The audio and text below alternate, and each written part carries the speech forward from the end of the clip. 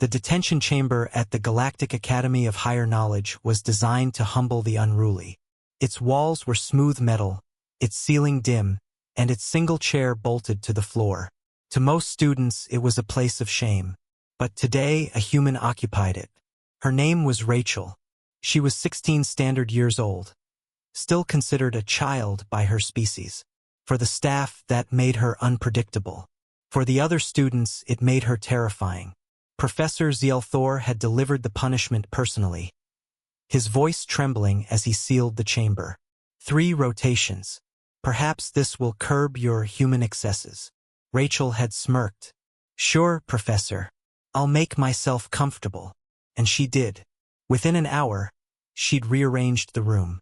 The chair was dragged to the far corner, tilted back against the wall, its cold bolts serving as a makeshift armrest. The single desk, meant for writing reflections, was flipped and balanced precariously atop the chair, forming an elevated platform. Rachel sat cross-legged on it, chin raised, like a monarch surveying her domain. The surveillance drones recorded everything. When the alien students peeked at the live feed from their dorm terminals, whispers spread. She sits above the floor, hissed a Velnari with glistening mandibles. Why? Symbolism, muttered a crystalline vril. She elevates herself. She refuses humility. More students crowded the screens. Rachel had begun tearing strips from her uniform jacket, tying them around her head and wrists like battle banners. With a scrap of paper, she folded a crude crown and placed it atop her tangled hair. By the second hour, she had declared herself Queen of Detention. "Subjects may approach," she said into the blank camera, her voice dripping with mock authority. "Kneel and bring me tribute, or be banished from my glorious realm." The alien students stared, horrified. What was supposed to be punishment had become theater. News spread through the academy.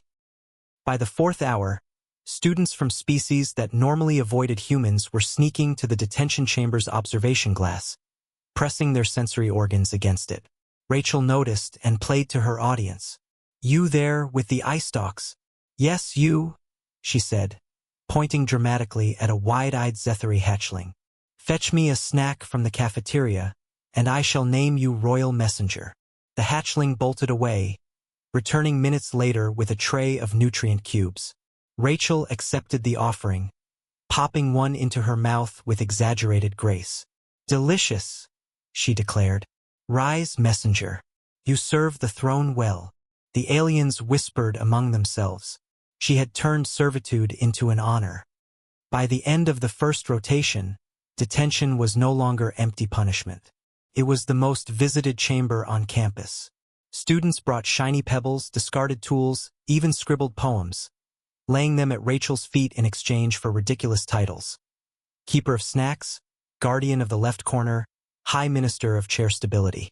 The surveillance officers reported the situation to Professor Zielthor. His wings shuddered in disbelief. She was meant to be broken, not worshipped, but the feed told no lies. The humans sat upon her improvised throne, grinning like a conqueror. By the second rotation, something stranger happened. Rival alien cliques, who had feuded for cycles, now gathered peacefully at the foot of Rachel's throne. Velnari and Zethary, who once hissed and clawed at each other, were united in laughter as she assigned them absurd royal duties.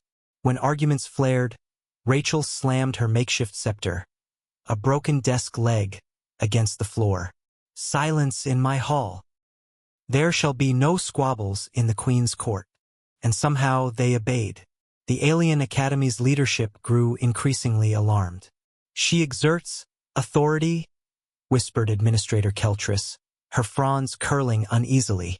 "They follow her commands." "She invents hierarchy where none exists," added Zielthor. "Detention was meant to strip identity. Instead, she creates empire." By the third rotation, Rachel's court had grown so large that the academy had to increase security around the detention block. Dozens of students tried to sneak in at once, carrying offerings. Rachel welcomed them like loyal subjects.